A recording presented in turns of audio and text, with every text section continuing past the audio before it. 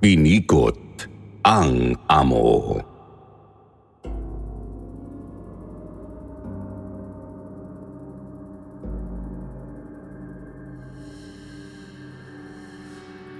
Kung hey Fat Choy, mga minamahal naming tagapakinig dito sa Sitio Bangungot. Chinese New Year na naman, ngunit syempre, hindi pa huhuli ang ating mga letter senders sa pagpapadala ng kanilang mga entries na bagay pa rin sa atin ipinagdiriwang na okasyon. Ang kwentong ito ay mula mismo sa ating kasityong itago na lang daw natin sa pangalang Corina. Nagdi umano ay nakaranas at nakasaksi daw ng isang makapanindig balahibong karanasan sa dati niyang amo. Gaano nga ba kalala ang parusang maaaring matanggap mo kapag karma na ang gumanti sa iyo? Yan ang tanong na sasagutin natin sa episode na ito. Kaya naman ano pa ang hinihintay natin? Simulan na natin ang kanyang kwento.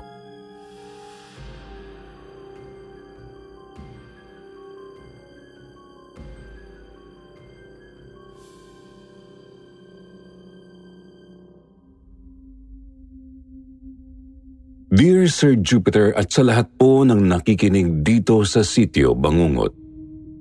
Hello po sa inyo.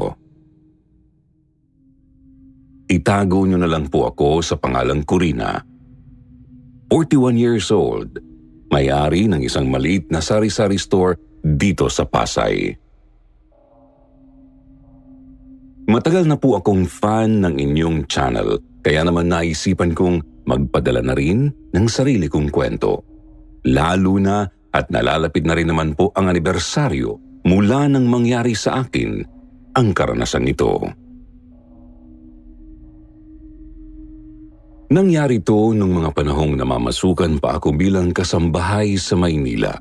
Mga 2 dekada na rin po ang nakakalipas. Katatapos lang din nung bagong taon dito sa atin at malapit na rin ang selebrasyon ng Chinese New Year. Kabe-20 anyos ko pa lang noon nang makiusap sa akin ang nanay ng amo ko na kung pupwede raw ay alagaan ko munang pansamantala yung kumare niya na nag-iisa na sa buhay ng mga panahong yun. Isa po itong matandang babae na nakaratay na sa kanyang higaan dahil sa sobrang katandaan, pati na rin sa iba't ibang sakit sa katawan na kanyang iniinda. Itago na lang po natin siya sa pangalang Doña Rosalina. Medyo malaki ang naging offer sa akin ng nanay ng amo ko, Sir Jupiter, para sa ilang buwan lang namang pag-aalaga sa isang matandang naghihintay na lang ng kamatayan sa kanyang deathbed. Ang sabi kasi nila noon sa akin, ayaw na raw pong magpagamot ng matanda sa ospital at mas gusto na lang nitong hintaying malagutan siya ng hininga doon sa sarili niyang bahay. Mas pahihirapan lang daw po kasi niya ang sarili niya sa ospital. Ang gusto na lang daw niya ay isang taong makakasama habang hinihintay niya ang oras niya. Dahil doon, mabilis po nila akong nakumbinsing pumayag sa kanilang offer.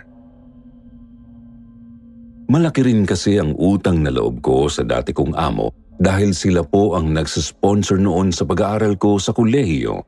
Kaya naman, nahihiya rin akong tumanggi.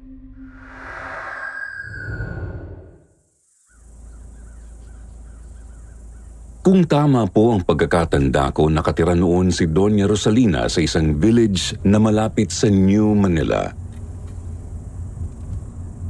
Hindi ko na maalala kung saan yung eksaktong lugar dahil na rin siguro sa trauma na inabot ko doon ng mga panahong yun.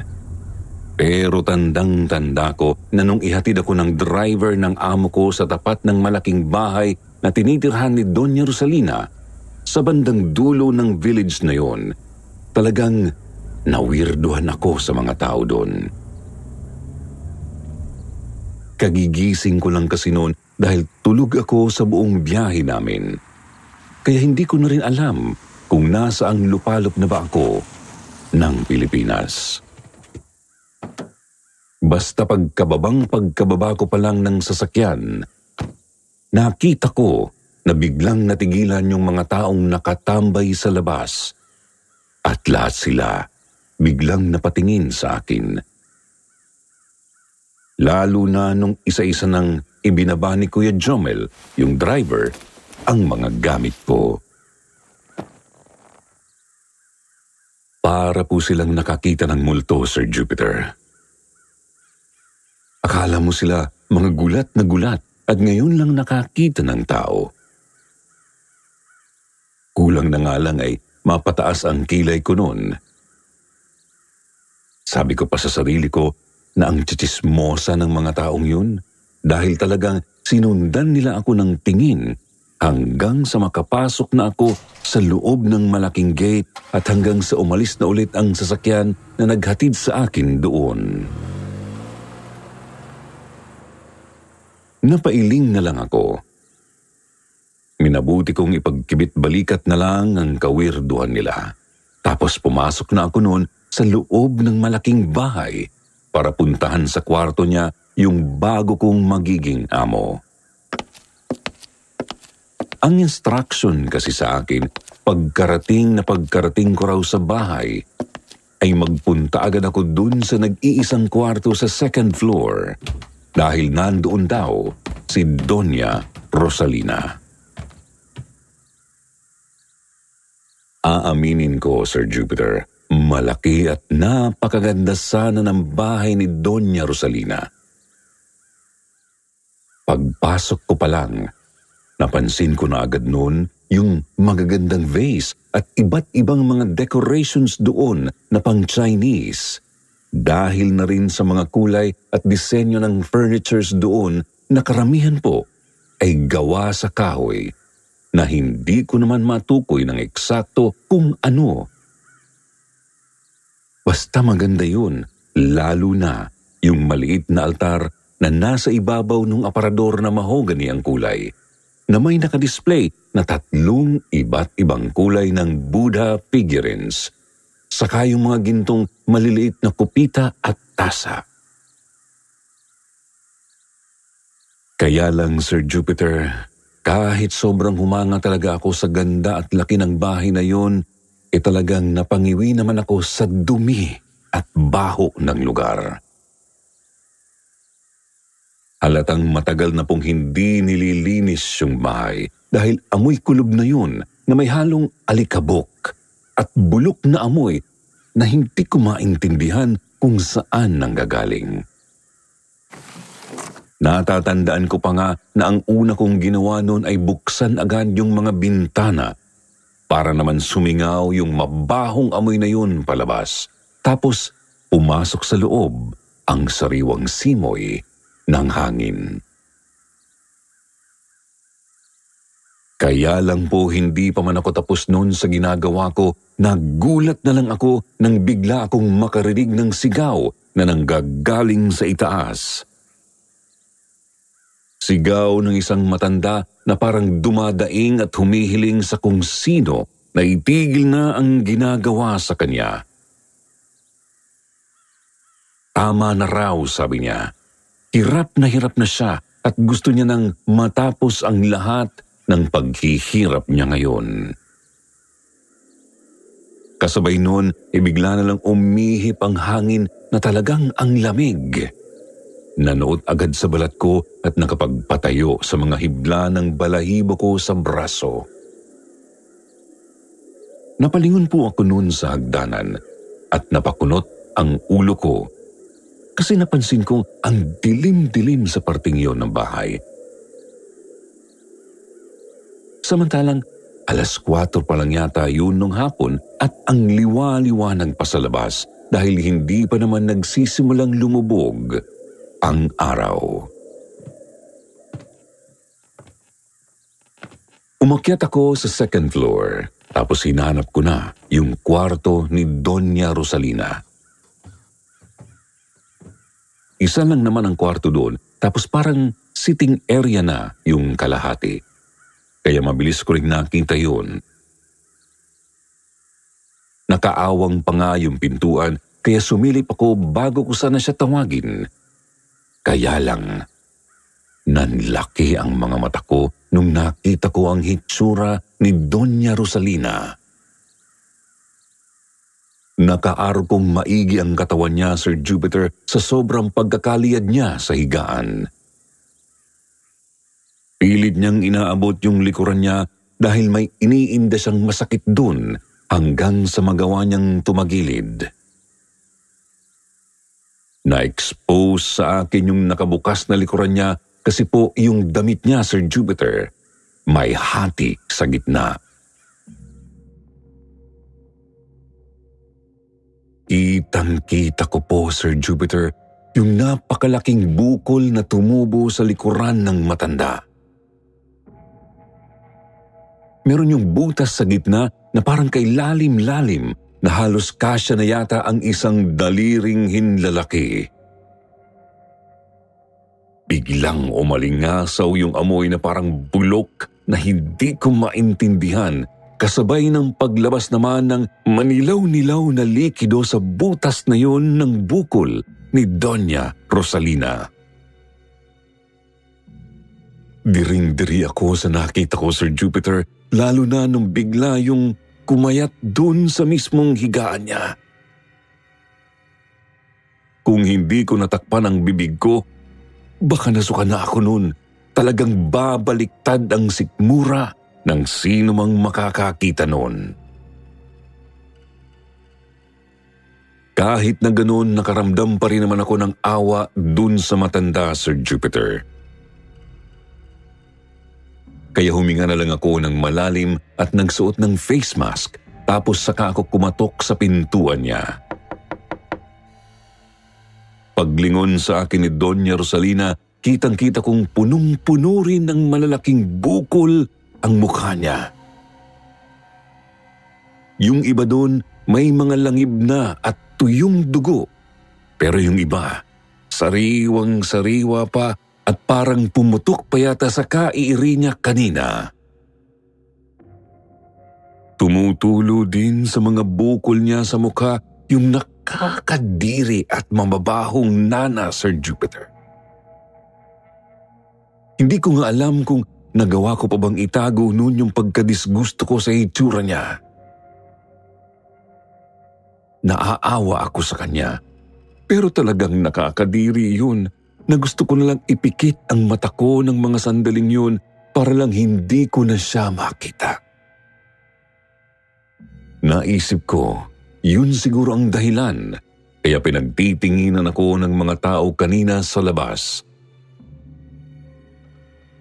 Hindi siguro nila akalaing may magtsatsagang mag-alaga sa matanda sa kalagayan niyang yun. Bigla akong binati ni Doña Rosalina kahit na halatang nahihirapan siyang magsalita. Pinilit niya pa nga akong ngitian kahit na nangingilid na ang luha niya sa nararamdaman niyang sakit. Tinanong niya ako kung ako raw ba yung ipinadalang kasambahay nung kumare niya. Sumagot naman ako ng oo. Pagkatapos noon, inutusan niya na akong iabot sa kanya yung pain reliever daw niya sa cabinet, saka yung tubig na iinumin niya. Sinunod ko naman siya, pero nagtanong din ako kung galing ba sa reseta ng doktor yung gamot. Nakita ko kasing over-the-counter pain reliever lang yun, kaya medyo nag-alala ako. Talagang matanda na kasi si Doña Rosalina eh. Siguro mga 86 na yata siya noon. Sabi niya naman sa akin hindi na raw siya umaasa sa doktor. Mamamatay din naman daw siya eh. Kailangan lang daw niya yung gamot na yun para man lang mabawasan ang paghihirap niya bago man lang siya mamatay. Tama nga ang sinabi sa akin ng mga amo ko. Hindi ko tuloy naiwasang makaramdam ng matinding awa sa kanya. Sobrang nabagbag ang damdamin ko noon. Muntik na nga akong maiyak eh. Laking lola rin kasi ako, kaya naman malambot ang puso ko sa mga matatanda.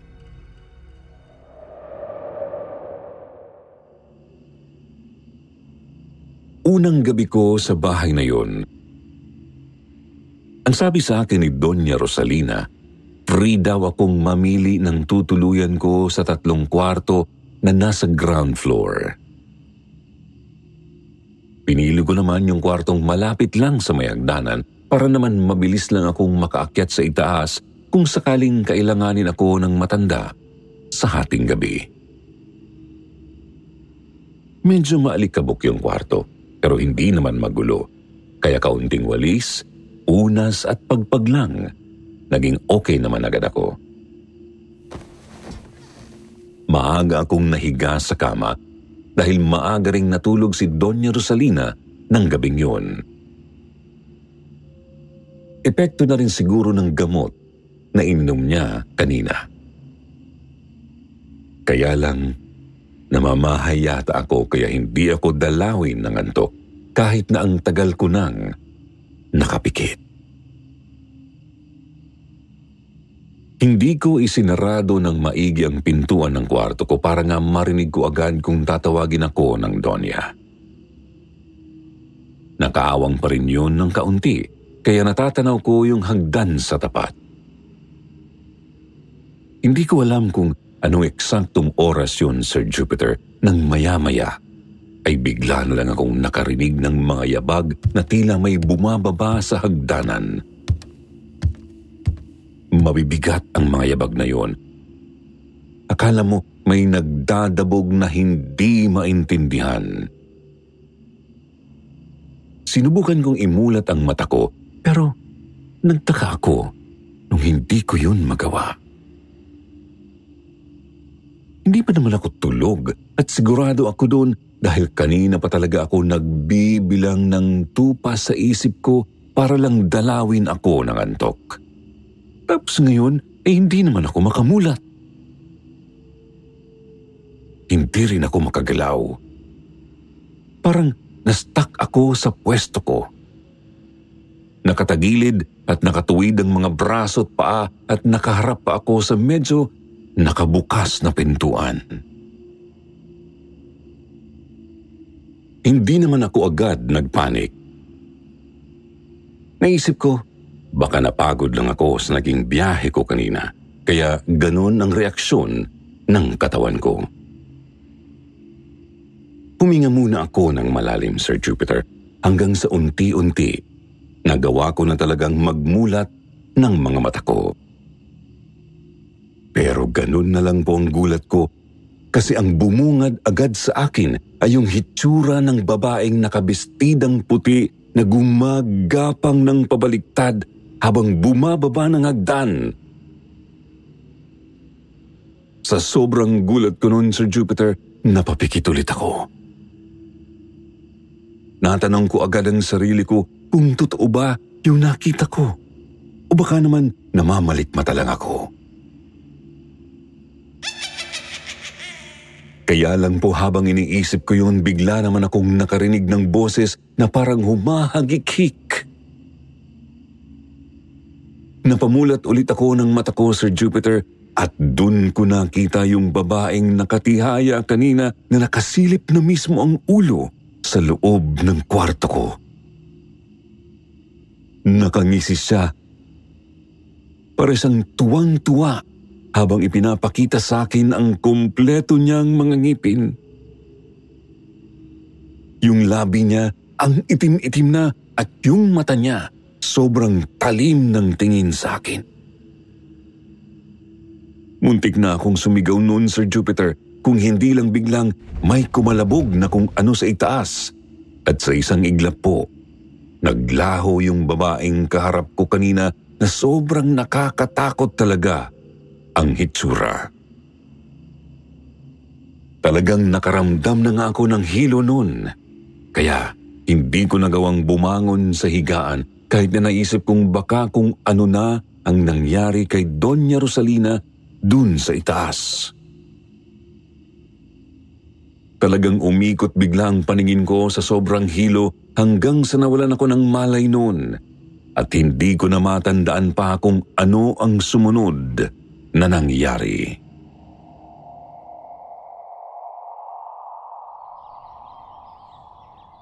Kinabukasan nagising na lang ako, Sir Jupiter, nang makarinig ako ng malalakas na daing galing sa malapit.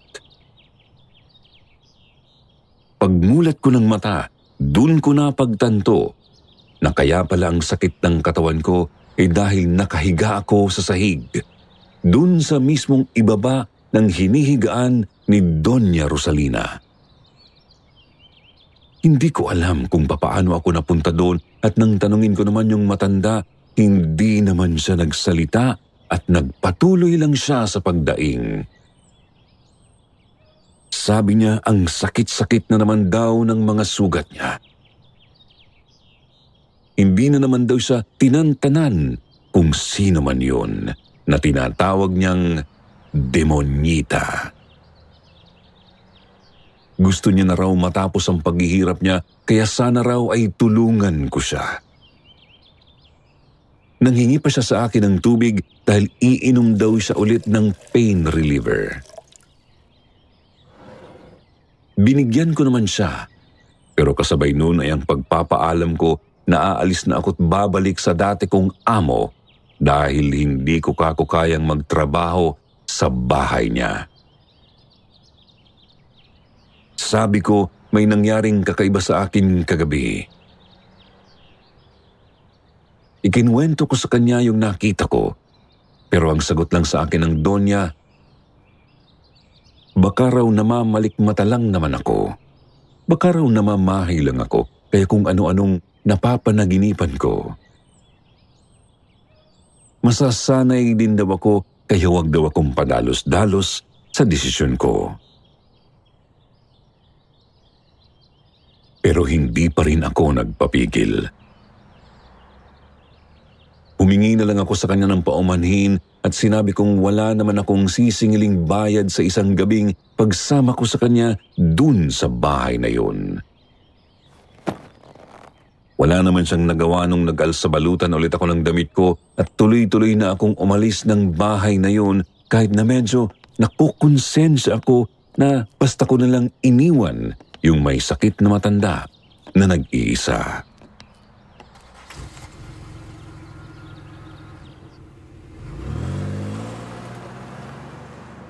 Pero talagang natatakot ako noon eh. Baka kasi sa susunod na mangyari sa akin yun, atakihin na ako sa puso.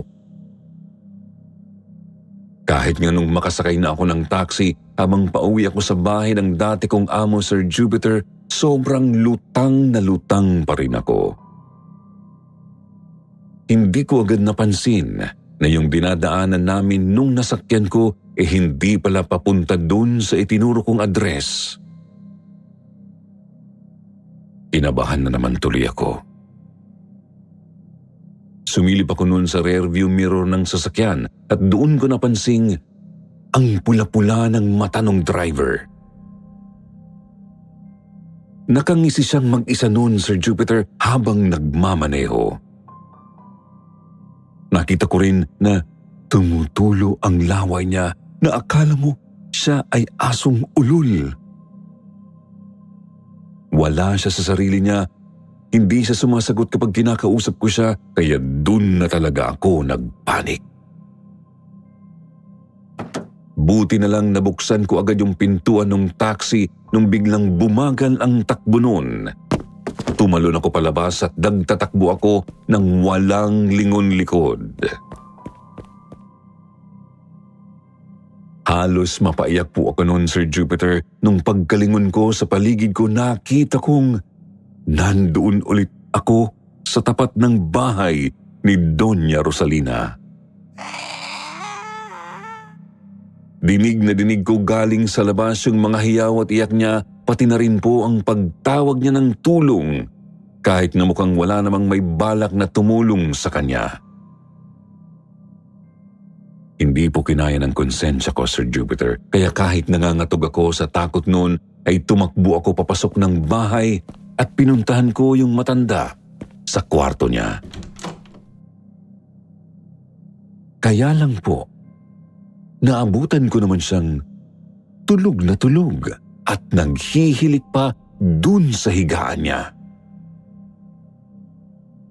Talagang napaluhod ako noon sa sobrang panlulumo, lalo na po nung biglang sumara ang pintuan ng kwarto, tapos nakarinig ako ng isang boses na parang kumakanta ng isang hindi pamilyar na awit. Nanayo na naman ang lahat na yata ng hibla ng balahibo ko. Sinubukan kong makaalis dun sa kwarto pero talagang ayaw bumukas nung pintuan. Umiiyak na ako noon habang nagsisisigaw pero parang walang nakakarinig sa akin. Nakikita ko naman mula sa bintana na may mga tao sa labas pero parang talagang hindi nila ako naririnig. Habang umiiyak po ako, maya-maya biglang nagsalita si Doña Rosalina sa likuran ko. Ang sabi niya, huwag daw akong mag-alala dahil ligtas naman daw kami dun sa loob ng kwarto niya. Hindi raw kami masusundan ng demonyita. Bago pa po ako makapagtanong sa kanya kung anong ibig niyang sabihin, bigla naman siyang umiyak. Tapos doon niya na po inamin sa akin ang buong kwento tungkol sa nakaraan niya at sa dahilan kung bakit po ngayon ay dinaranas niya ang mga weirdo at nakapangingilabot na bagay na yun.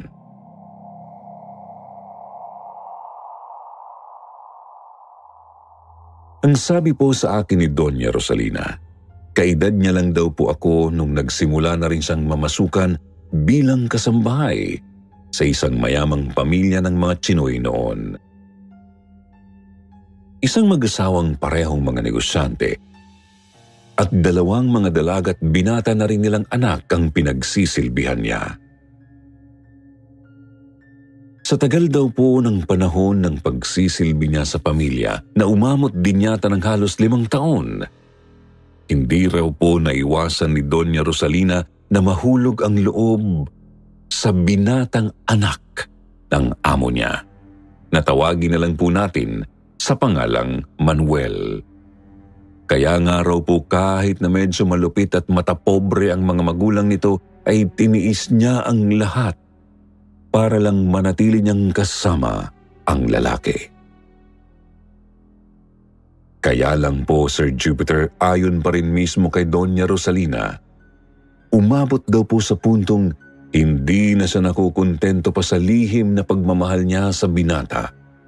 Lalong-lalo na raw po nang magdala na ito ng babae sa kanilang bahay para ipakilala sa mga magulang niya bilang kanyang nililigawan.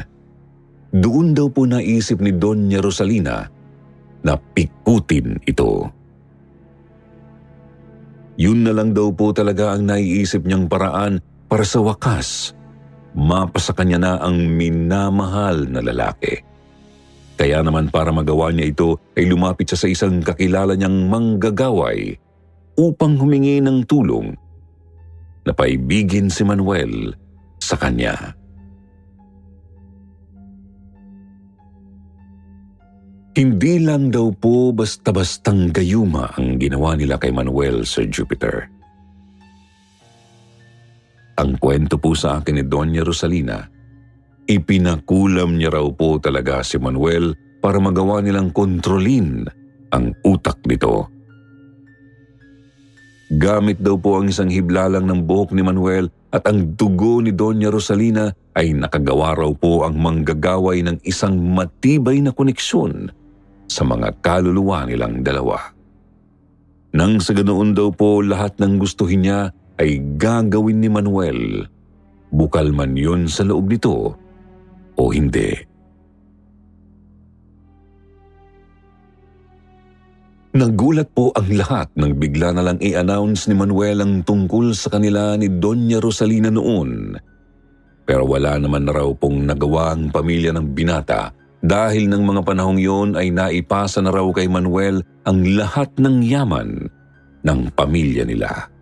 Bilang ito ang panganay at nag-iisang lalaking anak ng pamilya nila. Simula daw po noon ay nagbuhay donya na ang dating kasambahay lamang na si Doña Rosalina. Lalong-lalo na raw po nang mabuntis siya at nalaman nilang lalaki rin ang magiging anak nila ni Manuel. Pero kapalit naman daw po noon, naitsapwera ang bunsong kapatid ni Manuel na babae na naging dahilan naman po para bigla itong mahulog sa matinding depresyon hanggang sa bigla na lang daw po itong nagkasakit at binawian ng buhay sa maagang edad. Kasunod noon ay hindi naman inaasahang bigla rin daw pong nakunan si Doña Rosalina at namatay ang bata sa kanyang sinapupunan sa hindi malamang dahilan. Halos hindi raw po kayanin ni Manuel ang lahat ng mga nangyayari noon sa pamilya nila, Sir Jupiter. Kaya umabot po sa puntong parang nawawalan na ng epekto yung kulam na ginawa ni Doña Rosalina rito. Wala raw po kasing kaalam-alam si Doña Rosalina na nakipagbalikan pala si Manuel dun sa babaeng nililigawan niya noon dahil sa sobrang daming nangyayari sa bahay nila. Napansin na lang po ni Doña Rosalina yun nung nakaramdam na siya na sobrang lumalayo na sa kanya ang loob ng asawa. Nasaktan po si Doña Rosalina noon at sobrang nanggalit daw siya sa nangyari. Kaya naman pinuntahan niya ulit yung manggagaway na nilapitan niya noon at humingi ulit siya ng tulong. Doon niya po ginawa ang pinakamaling desisyon niya sa buong buhay niya. Sa muli po nilang pangungulam kay Manuel, dala na rin po siguro ng damdamin ay nagawa po ni Doña Rosalina na utusan si Manuel na patayin ang babaeng kinahuhumalingan nito. Agad-agad daw po ay umalis si Manuel sa bahay nila noon, dala ang kanyang baril at nagpunta ito sa babae niya. Pero hindi po nangyari ang inaasahan ni Doña Rosalina dahil nang umuwi po sa kanila ang kanyang asawa, ay isa na itong malamig na bangkay. Sir Jupiter, pinatay daw po ni Manuel ang sarili niya dahil hindi kaya ng puso niya na patayin ng babaeng tunay niyang minamahal. Binaril niya ang sarili niyang sentido para huminto na yung mga boses na naririnig niyang bumubulong sa kanyang utak at nagsasabi kung ano ang dapat niyang gawin. Ang boses ay kay Doña Rosalina.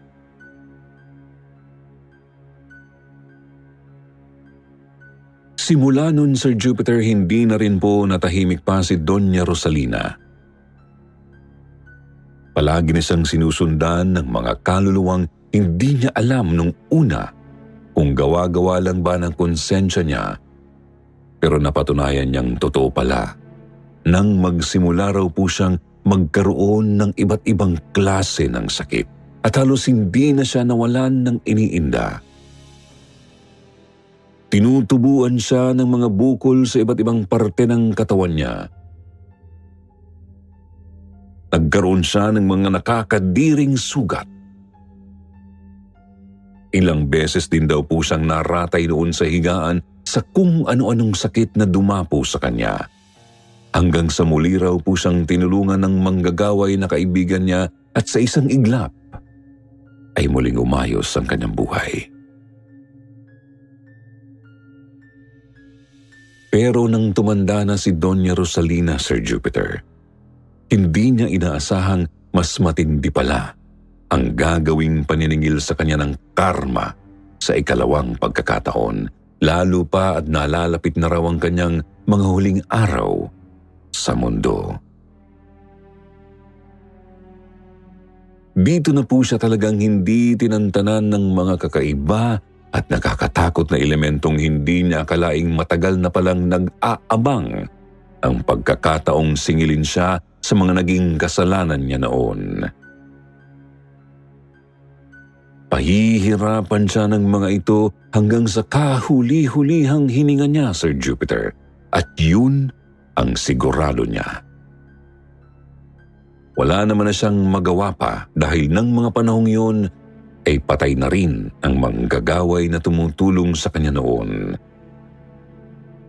Napanaginipan niya pa nga na sinusunog na raw ang kaluluwa nito sa impyerno dahil sa ginawa nitong pagtulong sa kanya. Matapos ko pong malaman ang lahat ng iyon, muli na naman akong binagabag ng konsensya ko. Sobrang tumindi lalo ang awang nararamdaman ko noon para kay Doña Rosalina. Kaya nagdalawang isip na naman ako kung aalis ba ako o hindi. Pero nagdadalawang isip din ako noon kung dapat ko ba siyang kaawaan dahil base na rin sa kwento niya ay siya naman po ang may kasalanan ng lahat ng nangyari sa kanya na hindi maganda. Yun nga lang, naalala ko ang pangaral sa akin noon ng nanay ko na may mga pagkakataon daw na hindi talaga naiiwasan ng tao ang magkamali. Kaya naman wala raw tayong karapatang manghusga, lalo na't hindi naman natin alam kung bakit nga ba sila nakagawa ng maling desisyon sa buhay o kung ano ba ang pinagdaanan nila noon para humantong sila sa ganong desisyon. Kaya lang bawat araw po ng pananatili ko noon kina Doña Rosalina, Sir Jupiter, patindi rin po ng patindi ang nararamdaman at nararanasan kong kababalaghan. Lalo na kapag lumalabas ako sa kwarto ni Doña Rosalina, na tanging nag-iisang lugar sa bahay na yun na hindi pinapasok ng masasamang elementong gumagala-gala noon sa bahay niya. Doon po kasi niya inilagay yung rosaryong ibinigay sa kanya ng paring nilapitan niya at nahingan niya noon ng tulong. Nagsilbi raw po niya yung proteksyon. Dahil doon na lang din po talaga ako natutulog sa kwarto ni Doña Rosalina. Naglalatag na lang ako noon ng banig sa ibaba ng kama niya at tiniis ko ang nakakadiring amoy ng mga sugat niya para lang hindi ako malapitan ng multo o kung anumang elementong nasa bahay na iyon. May isang pagkakataon nga po, Sir Jupiter, na habang nasa ibaba ako at nagtitimpla ng iinumin kong gatas, bigla na lang akong nakarinig na parang may bumababa ng hagdanan. Kinabahan po ako kung sino yung bumababa dahil dadalawa lang naman kami ni Doña Rosalina sa bahay na yun. Tapos baldado pa siya. Nagulat po ako nung paglingon ko, nakita ko si Doña Rosalina na tuwid na naglalakad papuntang kusina. Tinawag ko nga po siya noon pero dire-diretso lang talaga siyang naglalakad noon hanggang sa bigla siyang huminto doon mismo sa tapat ng entrance papasok ng kusina. Umagang-umaga noon, Sir Jupiter, pero sobra po talaga ang naging gulat ko nung nakita kong biglang umikot ang ulo ni Doña Rosalina at lumingon siya sa akin. Ulo lang niya ang umikot pero yung katawan po niya nanatiling nakaharap lang sa likod. Kitang-kita ko nga po kung paano napilipit ang liig niya noon bago siya biglang lumuha ng dugo. Talagang nagsisigaw ako noon at wala sa loob na nagtatakbo po ako sa labas habang sinasabi sa sarili ko na hindi ko na talaga kaya. Sa totoo lang po, nung mga time na yon, gustong-gusto ko na po talagang umalis noon sa bahay ni Doña Rosalina. Pero nakailang beses po akong tinawagan ng dati kong amo para lang pataasin ng pataasin ang sweldo ko bilang kasambahay. Sabi pa nila sa akin, kaunting panahon na lang daw naman ang itatagal ko sa kanya. Pagtiyagaan ko na lang daw sana ang pag-aalaga at pagbabantay sa matanda. Masasanay din daw po ako sa kung anumang nakikita ko sa bahay na yon. Umabot pa nga po sa puntong sinumbatan na ako ng amo ko at ipinumukha sa akin na sila raw po ang nagpaaral sa akin kaya malaki ang utang na loob ko sa kanila. Graduating na ako noon, Sir Jupiter, kaya sa takot kong hindi pa ako makatapos ng pag-aaral ay nagtiis na naman ako. Hanggang sa dumating ang araw na yun.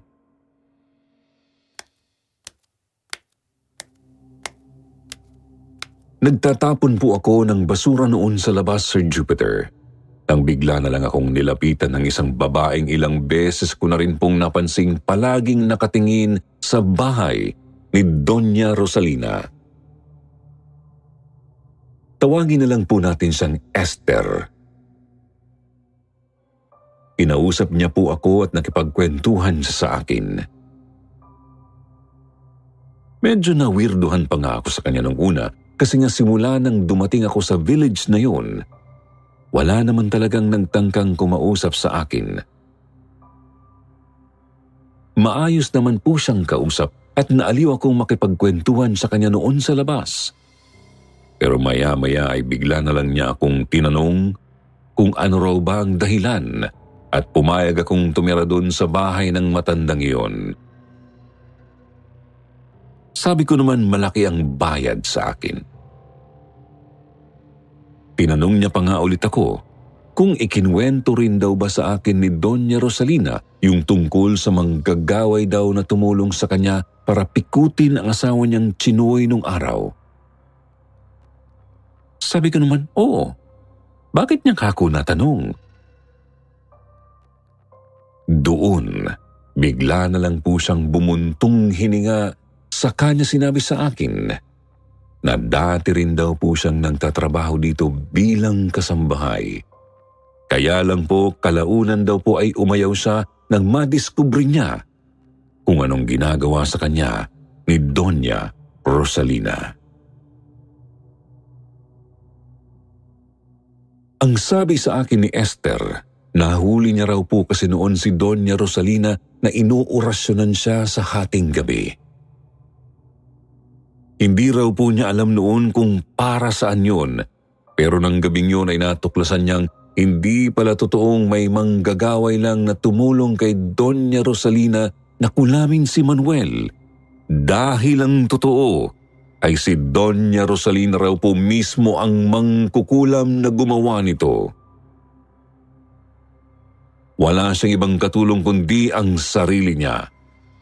Bukod doon, hindi lang daw po pala si Manuel ang kinulam niya noon, kundi pati ang bunso nitong kapatid. Si Doña Rosalina po ang totoong may kasalanan kung bakit ito namatay. Kinulam niya ito hanggang sa masiraan ito ng bait at mawala sa katinuan na naging dahilan naman ng pagkakasakit nito. Ginawa raw po yun ni Doña Rosalina para wala na silang kahati sa yaman ng pamilya. Nabasa raw po mismo ni Esther ang tungkol doon sa lumang diary ni Manuel na nagawa pa raw pong sunugin ni Doña Rosalina bago raw po siya nito pinagtangkaang patayin. Mabuti na lang daw po at mahina na si Doña Rosalina noon kaya nagawa niya itong takasan. Wala na nga raw po sana siyang balak na bumalik sa bahay na yun kung hindi niya lang nabalitaan kay Kuya Jomel, ang driver ng dati kong amo, na kanya namang pinsan na meron ng bagong kasambahay na sumasama kay Doña Rosalina. Sinadya niya raw po talaga ako rito para balaan ako na mag-ingat dahil baka pati raw po ako ay mapahamak sa kamay ng matandang yon.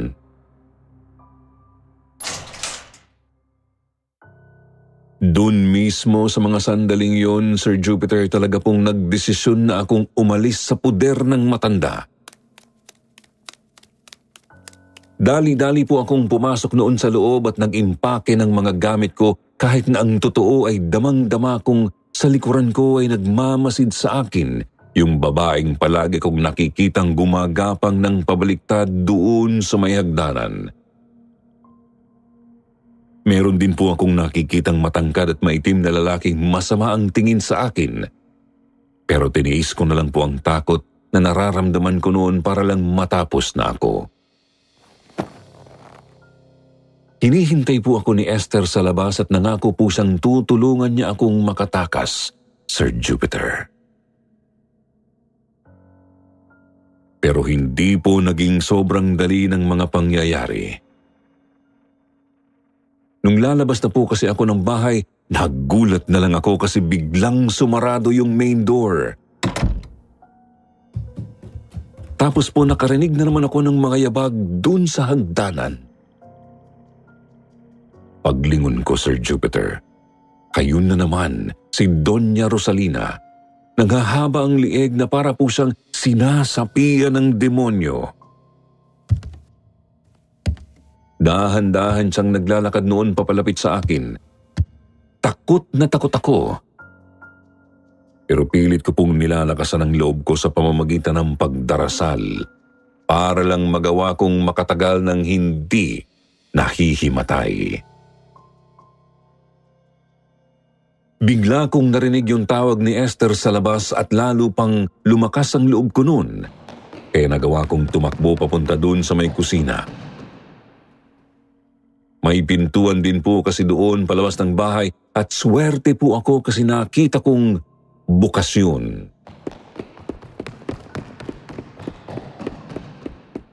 Kaya lang po habang tumatakbo ako papunta sa may pintuan, nakita kong bumilis din ang takbo ni Doña Rosalina.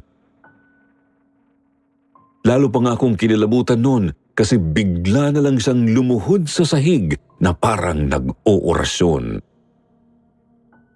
May mga sinasabi siyang mga salitang hindi ko maintindihan kung ano, pero para kontrahin yon, ang naisip ko lang talagang paraan ay magdasal. Tumawag talaga ako sa Diyos, Sir Jupiter, tapos nagpatuloy na po ako noon sa pagtakbo palabas hanggang sa magawa ko na ring makatakas. Kasama ko si Esther dun sa sinakyan kong taxi. Iyak ako ng iyak noon habang kinakausap ko siya at ikinikwento ko sa kanya ang nangyari. Hanggang sa maya-maya po, bigla na lang akong kinausap ng driver tapos tinanong niya ako kung sino raw ba ang kausap ko. Natigilan po ako nang lingunin ko ulit yung katabi ko. Hindi ko na nakita si Esther. Nakita ko na lang yung refleksyon niya sa side mirror ng sinasakyan ko. Kumakaway siya sa akin habang nakangiti na para bang masaya siyang nagawa niya akong iligtas.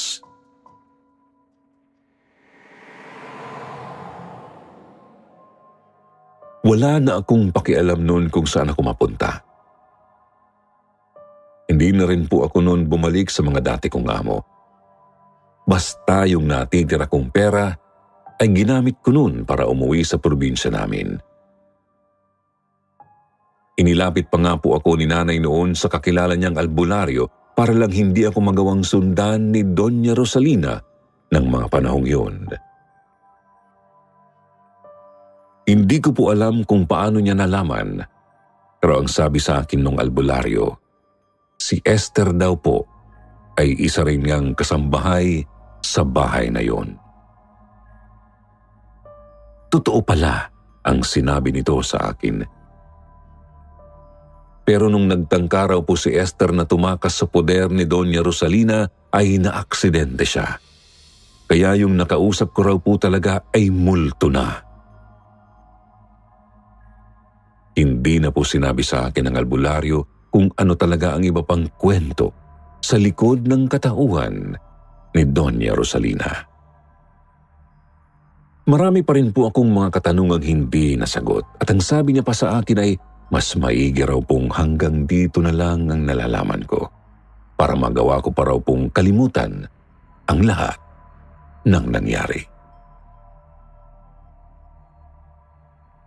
Hanggang ngayon, palaisipan pa rin sa akin kung bakit gusto ni Doña Rosalinda na saktan at takutin kaming mga nagiging kasambahay niya. Para saan ang ginawa niyang orasyon noon sa akin at kay Esther? Pero anuman po ang dahilang yun, ay ayoko na rin naman talagang alamin. Sabi nga po ng albularyong tumingin sa akin ay may mga bagay daw po talaga sa mundo na dapat ay nananatili na lang talagang lihim.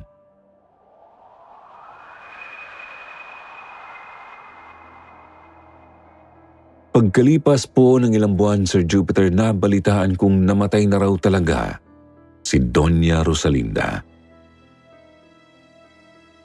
Natagpuan daw po ng bago sana niyang kasambahay na nakahandusay si Doña Rosalina ng pabaliktad doon sa mismong hagdanan ng bahay niya.